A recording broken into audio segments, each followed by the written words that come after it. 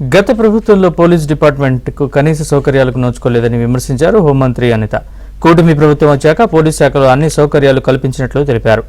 రాష్ట్రంలో ఈగల వ్యవస్థను ఏర్పాటు చేసి గంజాయిపై ఉక్కుపాదం మోపుతున్నామన్నారు. అనకాపల్లి జిల్లా నక్కపల్లిలో నూతన పోలీస్ స్టేషన్ భవనానికి డీజీపీ హరీష్ కుమార్ గుప్తాతో కలిసి శంకుస్థాపన చేశారు.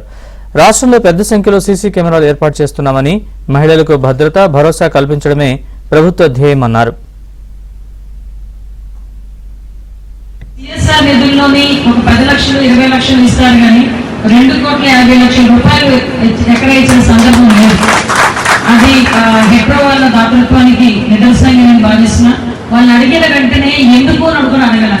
నేనే ఎస్టిమేషన్స్, మా డిపార్ట్మెంట్ వాళ్ళు ఎస్టిమేషన్ వేయించారు, మా డిపార్ట్మెంట్ వాళ్ళే లెటర్ పెట్టారు, మా డిపార్ట్మెంట్ వాళ్ళే స్ట్రక్చర్ కూడా డిజైన్ చేసి ఇచ్చారు.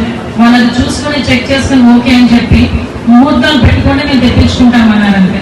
సో ప్రత్యేకంగా నియోజకవర్గం తరఫున, పోలీస్ డిపార్ట్మెంట్ తరఫున హెప్రో యాజమాన్యానికి మనస్ఫూర్తిగా ధన్యవాదాలు తెలియజేసుకుంటున్నాను. లాస్ట్ 5 years లో కూడా ఇన్ఫ్రాస్ట్రక్చర్ లేక వ్యవస్థలన్నీ నిర్వీర్యమైన పొజిషన్ నుంచి ఈ రోజు ఇన్ఫ్రాస్ట్రక్చర్ డెవలప్మెంట్ చేయడం పోలీస్ స్టేషన్ లో ఒకటైతే, పోలీస్ స్టేషన్స్ కి వెహికల్స్ కూడా అంతే అవసరమైన పరిస్థితి కూడా కనిపిస్తా ఉంది. ఈ రోజు మా అధికారుల చొరవ దృష్ట్యా ఆ వెహికల్స్ కూడా యాజ్ ఎర్లీ యాజ్ పాసిబుల్ ఇంకొక 1 month లో ప్రతి పోలీస్ స్టేషన్ కి కూడా కొత్త వెహికల్స్ ఇచ్చే బాధ్యత కూడా తీసుకుంటామని ఈ సందర్భంగా మీ అందరి దగ్గర తెలియజేసుకుంటున్నాం. ఈ రోజు లా అండ్ ఆర్డర్ విషయంలో కూడా ఎక్కడ కూడా బ్యాక్ స్టెప్ వేయకుండా, ఎక్కడ నిందితుడన్నా కూడా తప్పించుకోకుండా ఉద్దేశంతో 1,00,000 CCTV కెమెరాలు టార్గెట్ గా ఈ రోజు అరౌండ్ 60,000 CC కెమెరాస్ ఆల్రెడీ రాష్ట్రం మొత్తం మీద ఇన్స్టాల్ కూడా చేయడం జరిగింది.